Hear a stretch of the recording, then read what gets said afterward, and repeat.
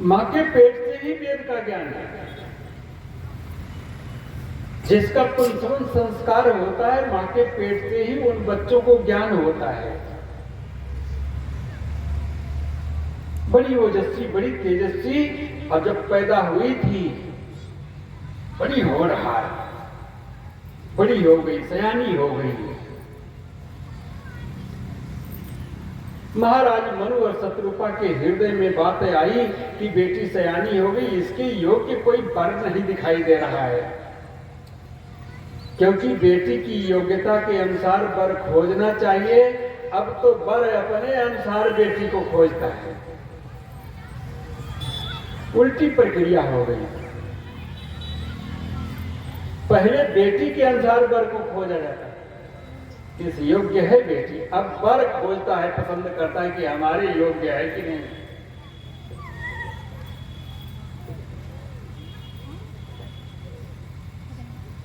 महाराज मनु और शत्रुपा के विचार आया कि हमारी बेटी की योग्य वर कोई कहीं दिखाई नहीं पड़ रहा है, किससे हम बात करें। यही विचार चल रहा था दोनों का, भाई और बहनों, माता पिता का हृदय कुछ ऐसा होता ही है।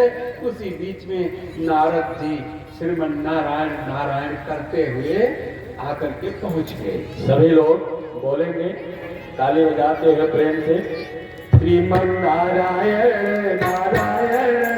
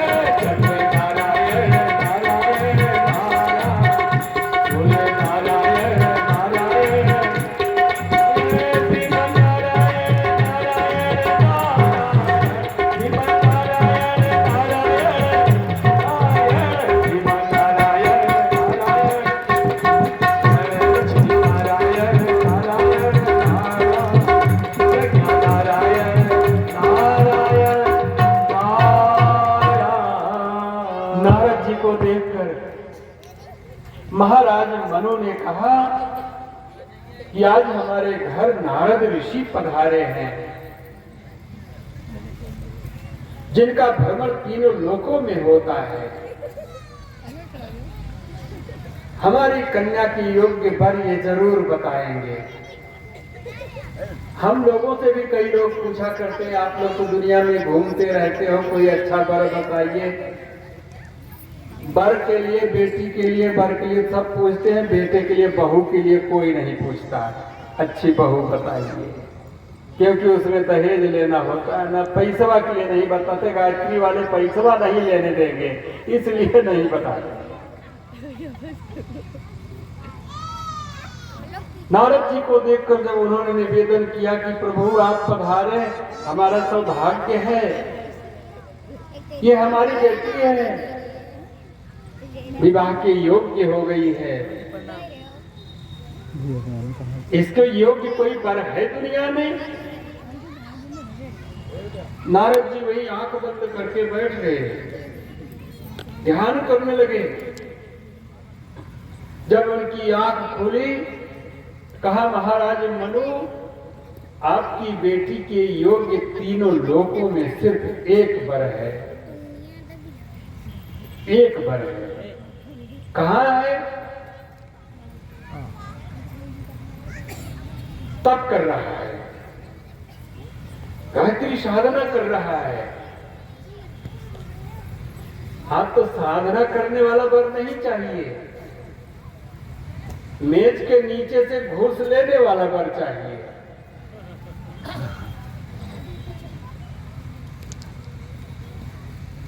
नौकरी तो हो, नौकरी के साथ पूछते ऊपर की भी आमदनी है कि नहीं।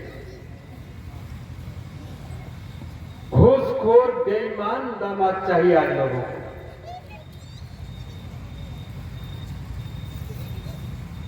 उनका तप कर रहा है, तपस्वी है।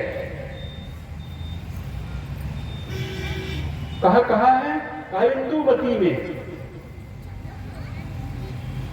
जहां पर 12 भगवान लोटपोट किए थे, जहां से 12 भगवान उछले थे और जाकर के हिरण्याक्ष को मारा था। वो जलाशय बन गया है। उसी जलाशय के किनारे बैठ करके कठिन तपस्या कर रहे हैं। आपके कन्या के योग्य वर है। महाराज मनु और शत्रुपा अपनी कन्या को साथ में लेकर के इंदुमती की तरफ चल गए। आज उस स्थान का नाम इंदौर है, पहले इंदुमती नाम से जाना जाता था। वहां पर जब पहुंचे अपनी बेटी के साथ, देखते हैं कि एक योगी ध्यान लगाए हुए एकदम मगन है, आभा निकल रही है उसके चेहरे से। अब ध्यान के समय में डिस्टर्ब करना उचित नहीं था, इसलिए तीनों लोग वहीं पर बैठ गए, इंतजार करने लगे कब इनका ध्यान टूटे, कब इनसे चर्चा की जाए। भाई और बहनों, जब उनका ध्यान टूटा, नाम था उनका कर्दम ऋषि। कल हम पूछेंगे आपसे, कर्दम ऋषि की जब आंख खुली, सामने देखा कि महाराज मनु और शत्रुपा दोनों लोग बैठे हुए हैं और दोनों को दंडवत प्रणाम किया। क्योंकि हमारी सभ्यता थी, हमारी संस्कृति थी कि अपने पास कोई आवे, बड़ा है तो उसको प्रणाम किया जाए। आज किसी के घर में चले जाइए तो बड़े मुश्किल से बुलाते हैं, अरे भैया ये देखो आए हुए हैं गायत्री परिवार वाले, प्रणाम कर लो। अरे वो मोबाइल छोड़कर आना कहाँ चाहता है। कोई नात बात आ गए, कोई रिश्तेदार आ गए, बड़े लोग आ गए, पहचान भी नहीं पाते कि इसी घर का ये बालक है, क्योंकि उनके सामने निकलबे नहीं करते। यह संस्कृति याद हो गई है। इसी संस्कृति को फिर से ठीक करना है। बड़ों को प्रणाम करने से आशीर्वाद मिलता है, भले वो दुष्ट क्यों न हो, उसकी दुष्टता उसी के पास रह जाती है। हर व्यक्ति दुष्ट भी कोई अच्छा कर्म करता है, अच्छा कर्म का फल उसको प्राप्त हो जाता है जो प्रणाम करता है। तुरंत दंडवत प्रणाम किया, आशीर्वाद दिया। महाराज, आज हमारे ऊपर आपने एक कैसी कृपा कर दिया। आज तो हमारा अहोभाग्य उदय हुआ, आज की हमारी साधना सिद्धि मिल गई। महाराज मनु शत्रुपा जैसे आज इनका दर्शन हो गया। महाराज मनु ने कहा, बेटा मैं किसी उद्देश्य से आया हूं, लक्ष्य लेकर आया हूं, हमारे लायक कोई सेवा हो तो बताएं। कहीं बेटा तुम्हारे ही योग्य सेवा है, इन बताइए हम सेवा, आप जैसे लोगों की सेवा करने का अवसर मिल जाए क्या इससे बड़ा सौभाग्य। ये मेरी बेटी है, हर गुण संपन्न है, वेद शास्त्र उपनिषद की मर्मज्ञ है, घर के सारे कामों से एकदम मर्मज्ञ है, आपके सामने है। मैं कन्या दान करना चाहता हूं, इस कन्या को आपको मैं सौंपना चाहता हूं। कर्दम ऋषि सोचने लग गए, क्योंकि उन्होंने विचार कर रखा था मैं गृहस्थ आश्रम में नहीं फंसूंगा, मैं सन्यासी बनकर के अपना जीवन बिताऊंगा, भगवान को प्राप्त करूंगा, भगवान को प्राप्त करूंगा। यह उनका लक्ष्य था। लेकिन जब कर्दम ऋषि से इस तरह से महाराज मनु शत्रुपा ने कहा तो विचार करने पर मजबूर हो गए, क्योंकि उस कन्या के चेहरे से जो आभा निकल रही थी दिखाई पड़ रहा था ये कोई साधारण बालिका नहीं है, कोई महान शक्ति है। ये हमारी बेटियां जब बचपन से साधना करती हैं तो उनके चेहरे से आभा निकलती है, उनको देखने वाला कभी उनको फेल नहीं कर सकता। आप साधना करा करके बेटियों से देख लीजिए, जब उनको कोई देखने के लिए आएगा तो फेल करके कभी नहीं जा सकता, और कारणवश न करे बात अलग है, लेकिन उस बेटी को फेल करके कभी नहीं जा सकता।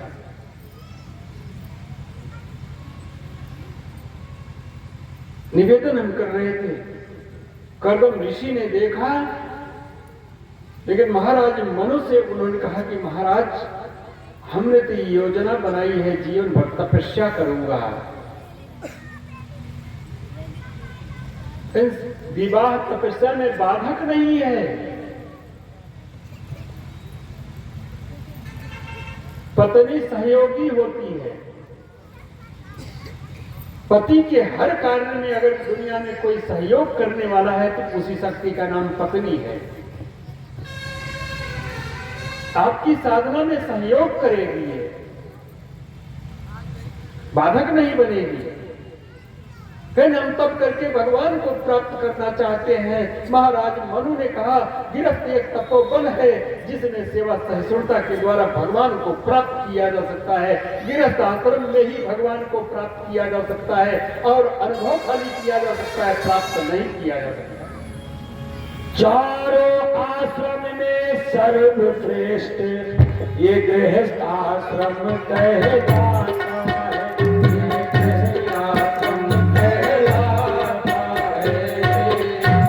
यदि है परिवार सुसंस्कृत तो, यदि है परिवार सुसंस्कृत तो परिवार स्वर्ग बन जाता। यदि है परिवार सुसंस्कृत तो परिवार स्वर्ग बन जाता। वेद शास्त्र उपनिषद सभी इसकी महिमा को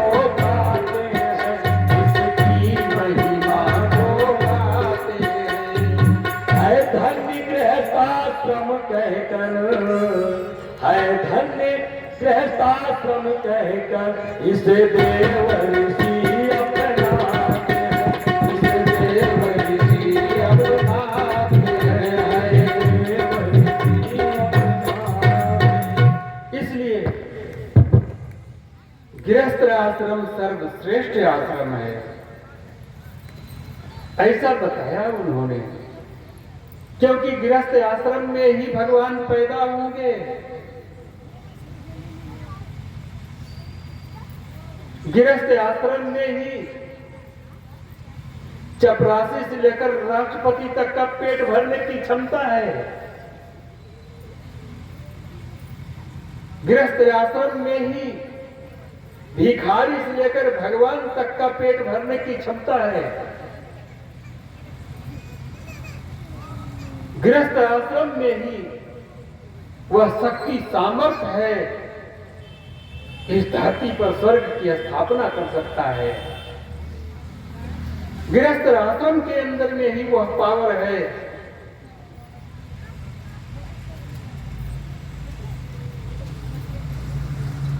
भगवान को इस धरती पर उतार सकता है,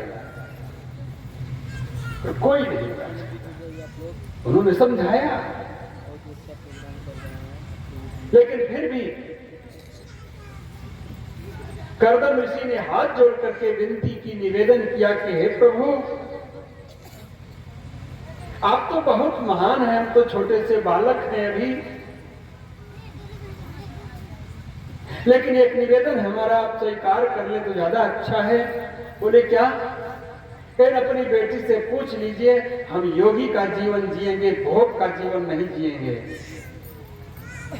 अगर योग का जीवन जीना है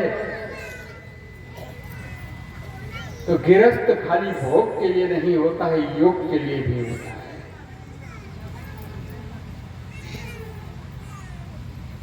पहली शर्त और दूसरी शर्त, अगर वो चाहेगी कि हमको संतान की प्राप्ति हो,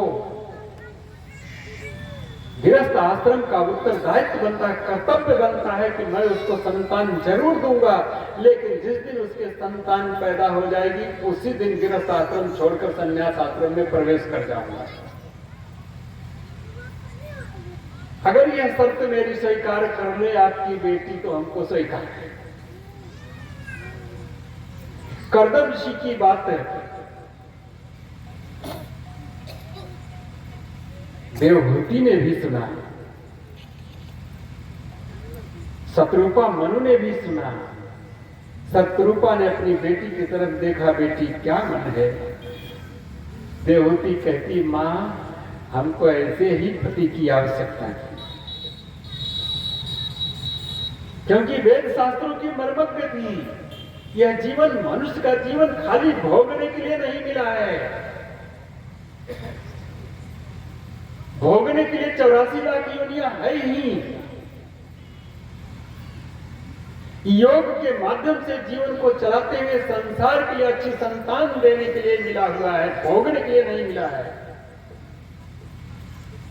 अच्छा परिवार देने के लिए मिला है। ये मनुष्य का जीवन इसलिए मिला है।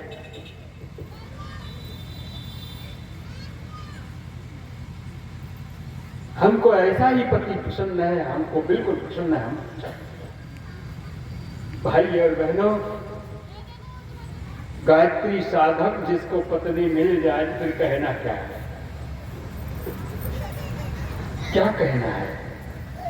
पता नहीं कितनों को सुधार लिया। एक छोटी सी कथा हमको याद आ गई। एक बार एक व्यक्ति ससुराल जा रहा था, पहली बार जा रहा था। अनपढ़ व्यक्ति था, पढ़ा लिखा नहीं था, लेकिन जब व्यक्ति पहली बार ससुराल जाता है तो कैसे जाता है? आप लोग भी गए होंगे। पहली बार जब ससुराल जाता है तो आदमी बड़ी ठन के जाता है थोड़ा।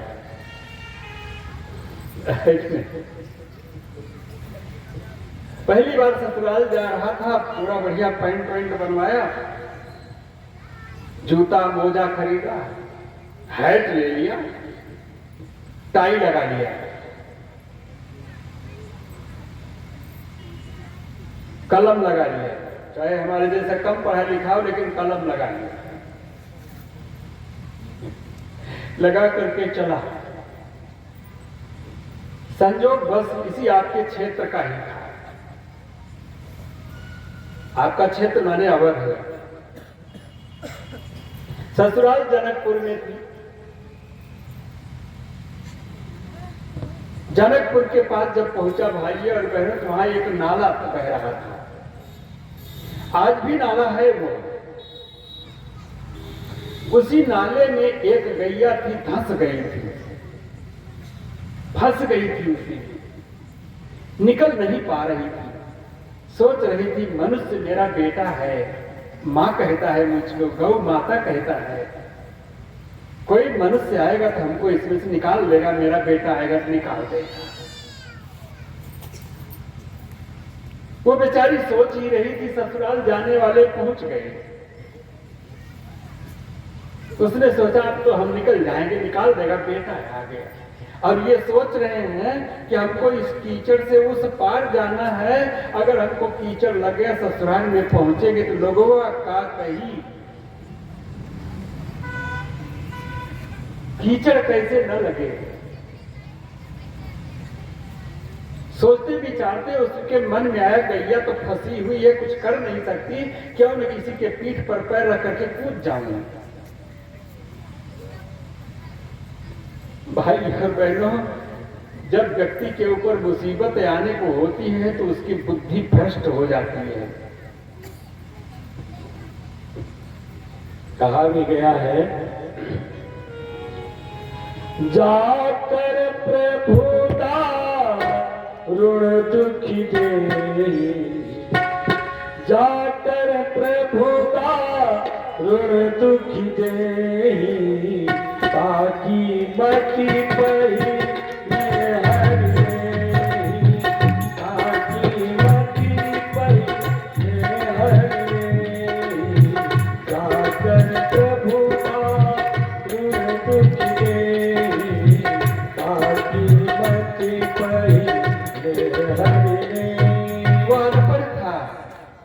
गायत्री साधना करता नहीं था, उसको क्या पता।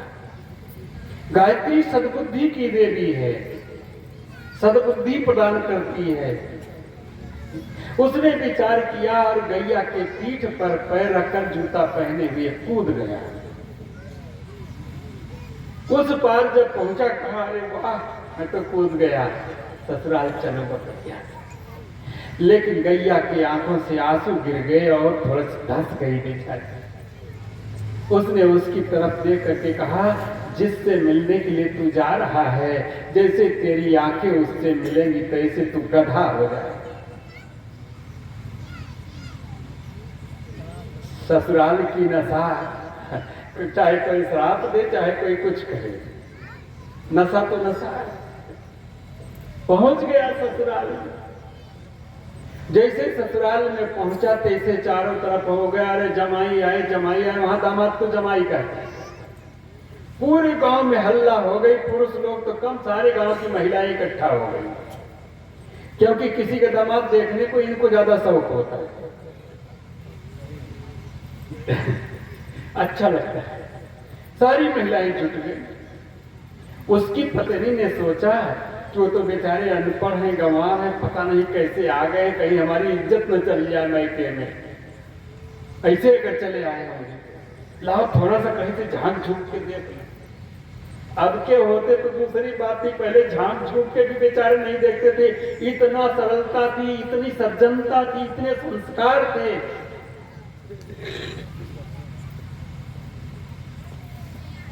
अब तो खुले आम हाथ में हाथ डाल के घूमते, माता पिता भी चाहे कोई है, क्या दिक्कत है।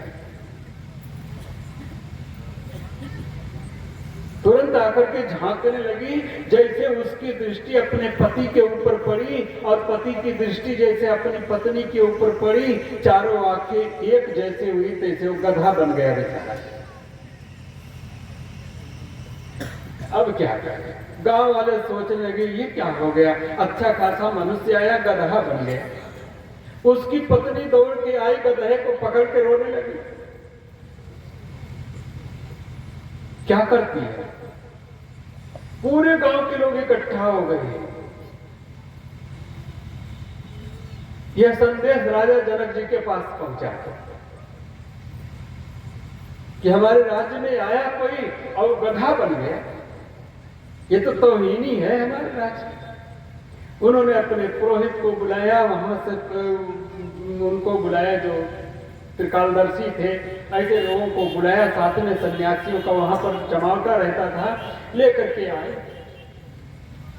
जनक जी जब पहुंचे, देखे ये गधा कैसे बन गया, कोई बताने वाला था नहीं, कोई जानता भी नहीं।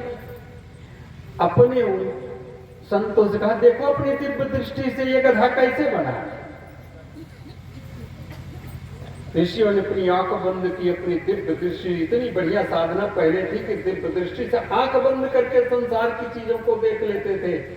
आज आंख खोल करके हम नहीं देख पा रहे। दिव्य दृष्टि से देखा और कहा कि आते हुए गाय की पीठ पर पैर रख करके कूद गया था, उसने साफ किया था, इसलिए गधा हो गया है। कैसे ये मनुष्य बनेगा वो बताओ। उस समय में ऋषियों ने विचार विमर्श करके बताया, भाइयों और बहनों,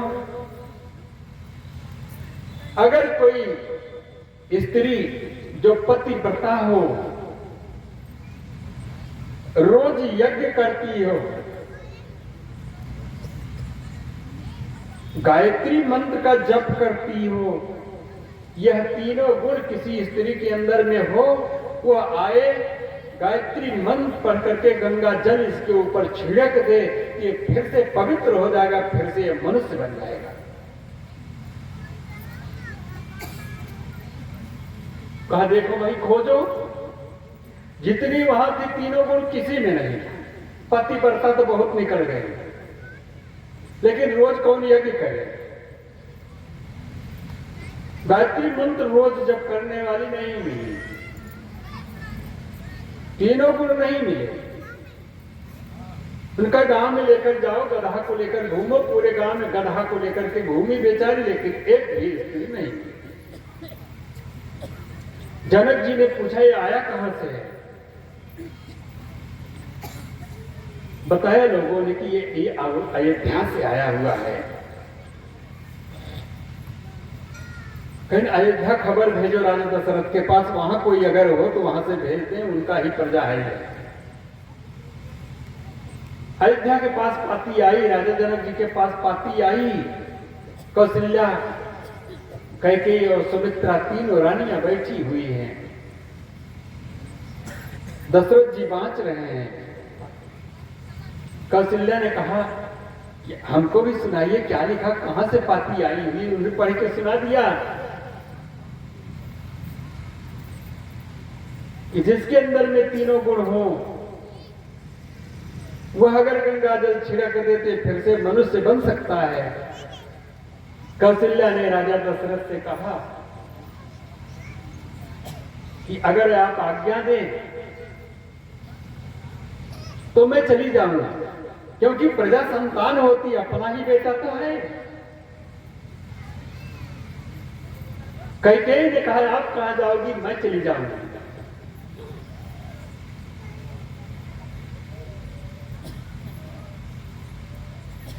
काहे को इधर उधर करे, बीच वाला टेबल लाइन अभी खाली पड़ा है, जो आते इधर बैठा दो, बीच वाली लाइन खाली पड़ी है।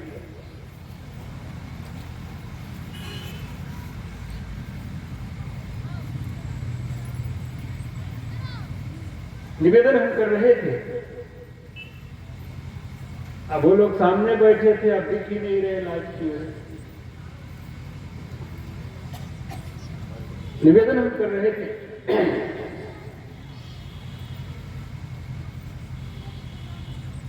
कैकेयी ने कहा मैं चली जाऊं, आप बड़ी होकर कहां जाओगी? हमारे गृहस्थ में, हमारे परिवार में कितना बड़ा सुलह थी, कितना बड़ा सामंजस्य था कि आप बड़ी होकर जाओगी, मैं जाऊंगी। और आज तो कहते हैं कि बड़ी चली जाए बढ़िया, हमको कुछ न करना पड़े, क्योंकि हम तो टीवी देख रहे हैं, मोबाइल देख रहे हैं, हम कैसे जाएंगे? वही चली जाए बढ़िया रहा, उनका आप क्या करेगा? सुमित्रा बैठी थी, कहती हैं आप हमसे बड़ी हैं, आप कैसे जाओगे? मैं जाऊंगी।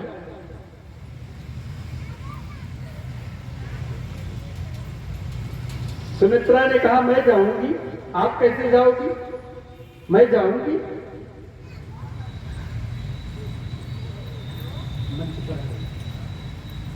मैं जाऊंगा।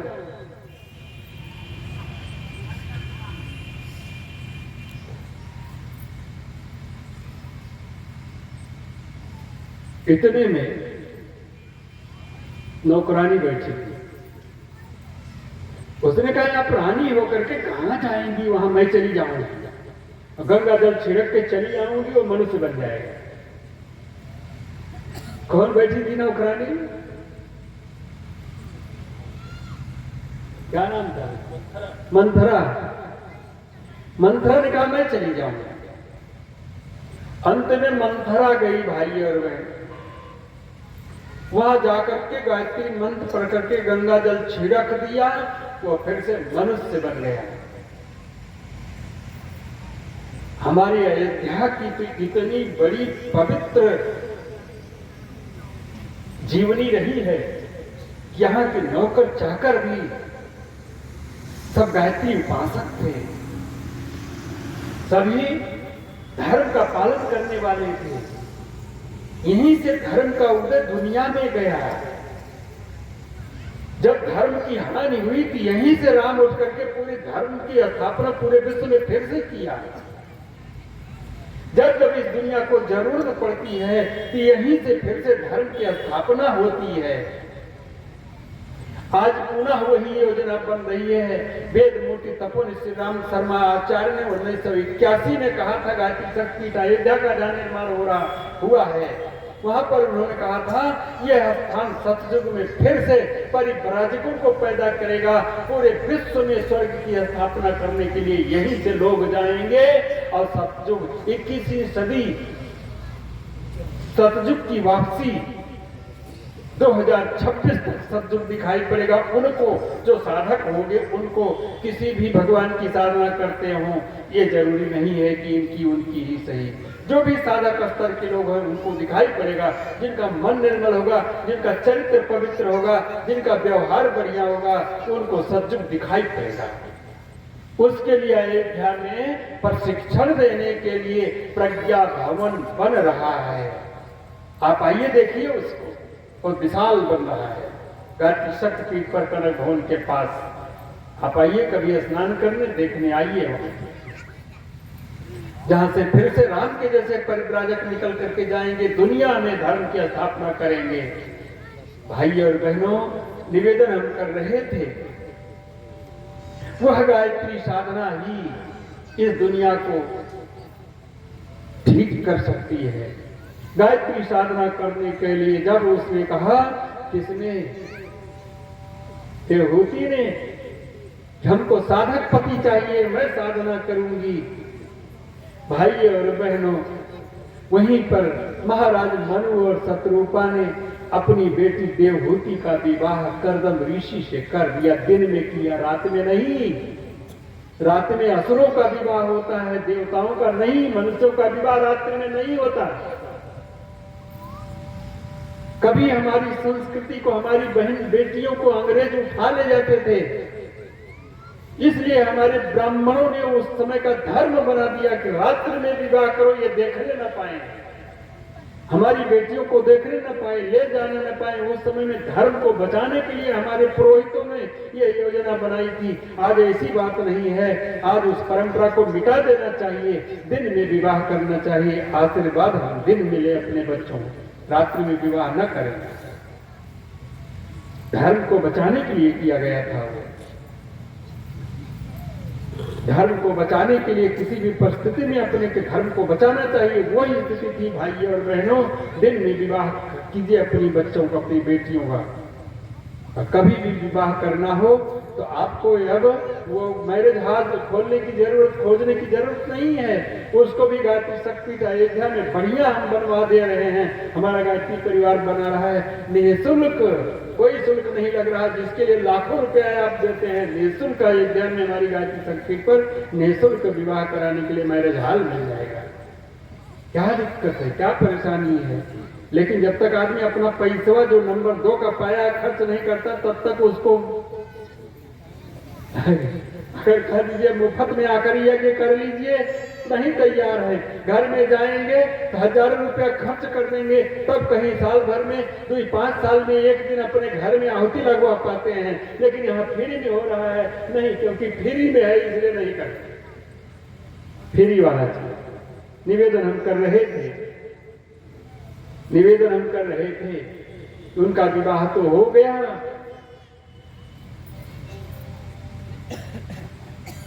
मनु और शत्रुपा दोनों लोग अपने आश्रम पर चले गए।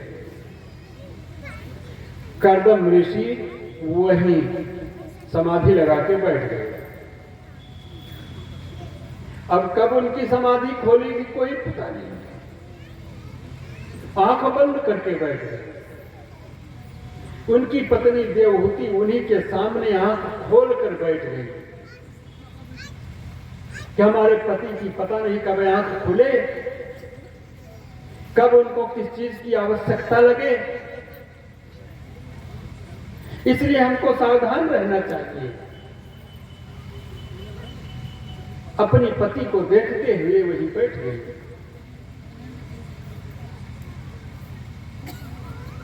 उनको तप करते हुए, साधना करते हुए वर्षों बीत गया।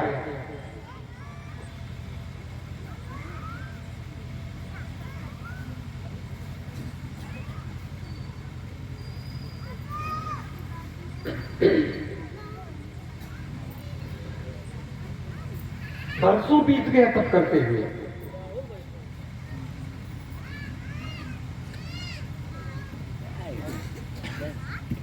एक दिन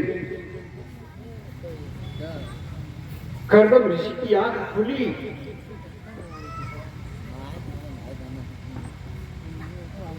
उन्होंने अपनी पत्नी की तरफ देखा। पत्नी ने तुरंत हाथ जोड़ के निवेदन किया कि स्वामी, किसी चीज की आवश्यकता हो तो बताएं। बात न करो बेटा, बात न करो। अच्छे लोग बात न करें बेटा।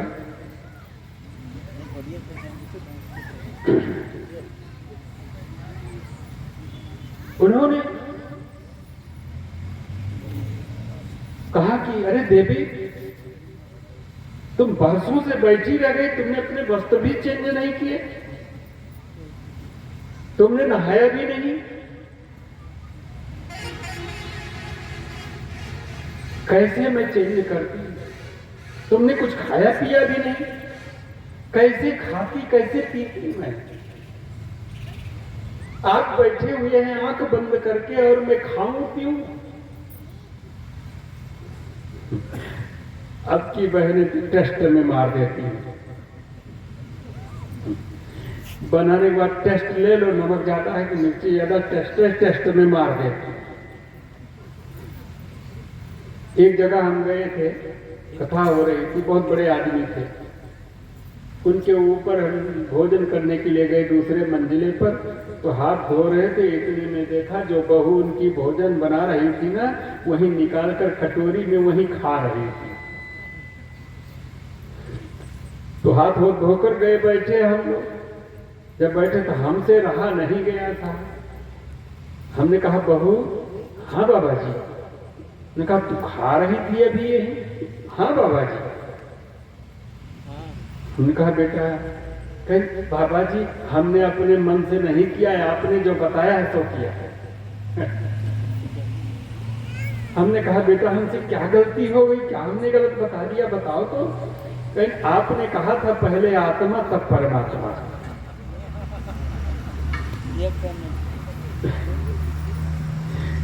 तो पहले मैंने खा लिया है। आपने बताया था पति परमात्मा होते हैं, अब पति के लिए मैंने रख दिया है। और उसके बाद महात्मा आपने बताया था, पहले आत्मा तब परमात्मा तब महात्मा। अब तीसरे पर आपका नंबर है। हमने कहा धन्य है बहुत, धन्य।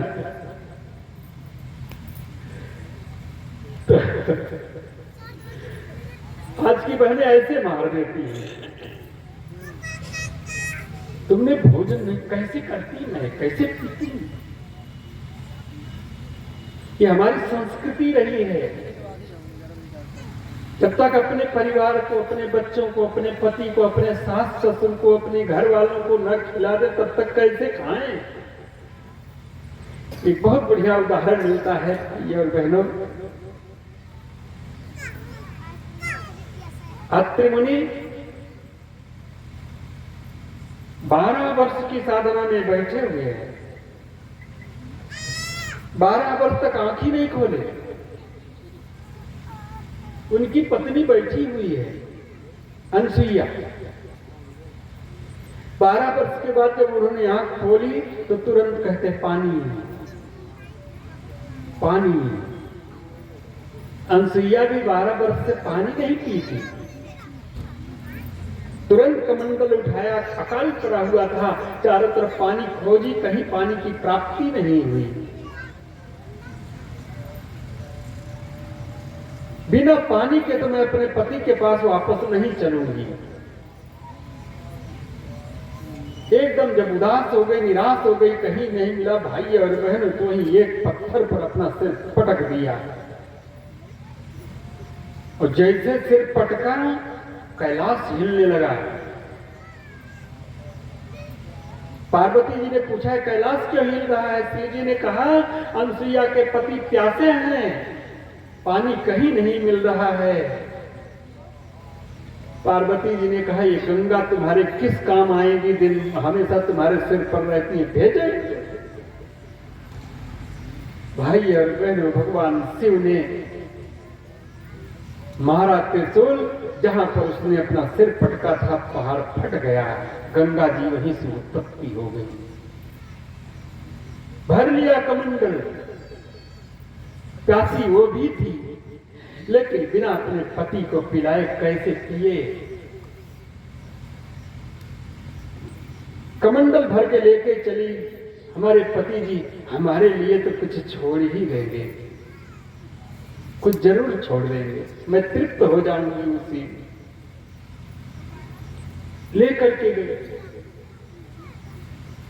अत्रि मुनि को कमंडल पकड़ा दिया, उन्होंने सारा पानी पी लिया, एक बूंद नहीं छोड़ा। अनसुईया प्यासी की प्यासी रह गई। पार्वती जी देख रही हैं, उनका बेटी तो प्यासी रह गई, अनसुईया तो प्यासी रह गई। कहें तब, कहें गंगा को प्रवाहित कर दीजिए, जब तक ये धरती रहे, जब तक ये सूरज नक्षत्र ग्रह नक्षत्र तारे रहे, तब तक इस धरती पर गंगा प्रवाहित रहे।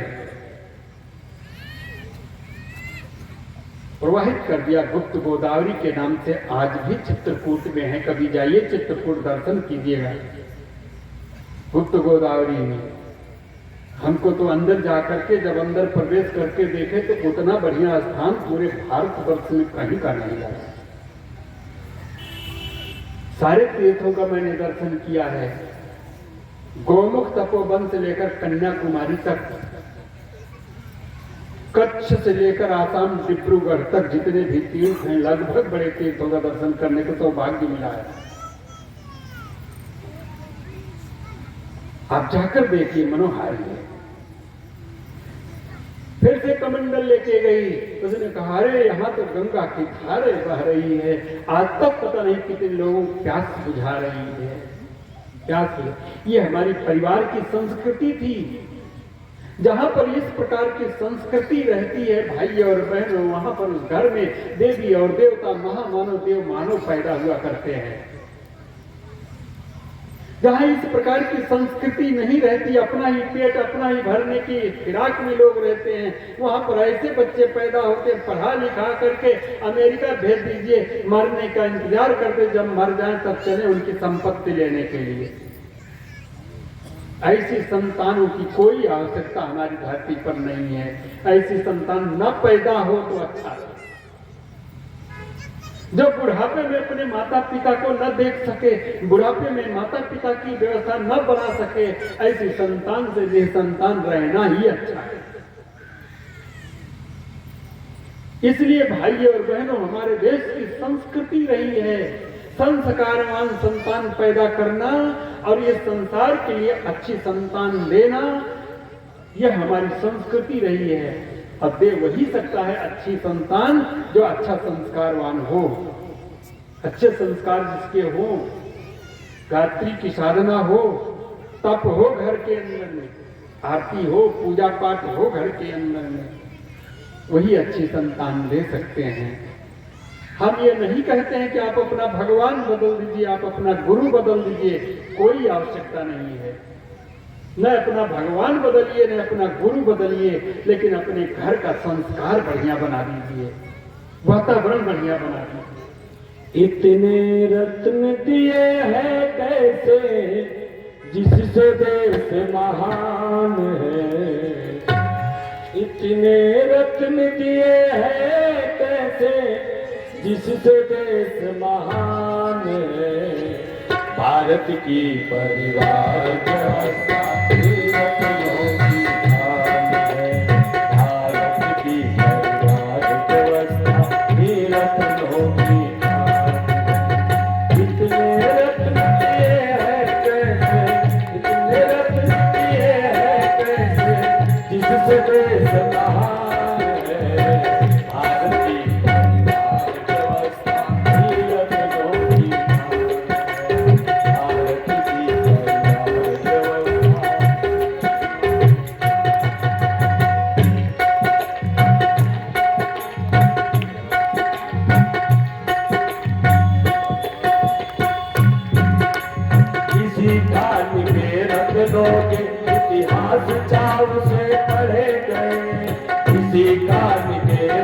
दिनों के इतिहास भाव से पढ़े गए, अध्यायों की अंगूठियों में यही नगीने करे गए, अध्यायों की अंगूठियों में यही नगीने करे गए। सजे हुए हैं यही रत्न तो जनमंगल की थाल में, हाँ जनमंगल की थाल में चमक रहे हैं ये हीरे ही मानवता की थाल में, हाँ मानवता की थाल में।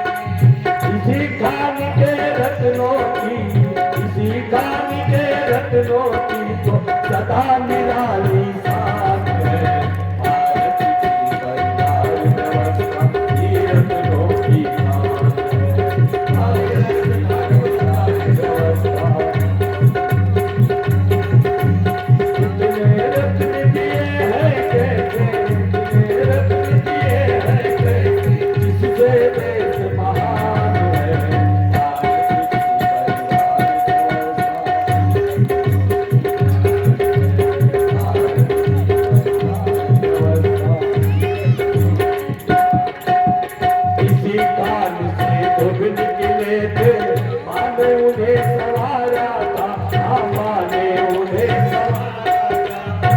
हीरे को नारद जी ने थोड़ा और निखारा था, थोड़ा और निखारा था।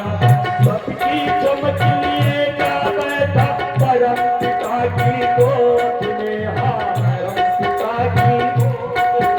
ये कितनों का बचपन कट जाता है आमोद प्रमोद में, हाँ है आमोद प्रमोद। जब मैं दुख परिवार की जब मैं दुख परिवार की शाश्वत अमर निशान है।